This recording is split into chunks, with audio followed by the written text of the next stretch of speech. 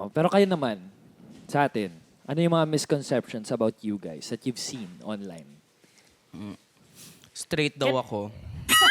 Ang laking misconception nun, Mark. Saan misconception yun, be? Napakalaking fake news nun. Talaga. Misconception na may nag-aakalang straight ka. Parang wala talaga. Oh, habang nag-iisip pa.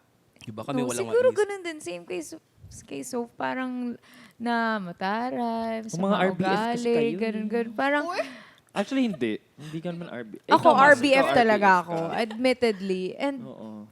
so, minsan nagugulat na lang ako kapag may mga naririnig ako na attitudaan ko, na tarayan ko, or may ganito ng iniisip about me.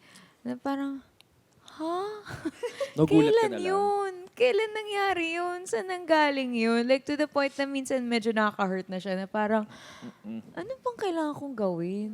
Kailangan ba akong ganito palagi? Like, ano bang kailangan ko? Kasi hindi, admittedly, I'm really not the warmest person. Like, hindi ako, hi! Ganun. Like, oo.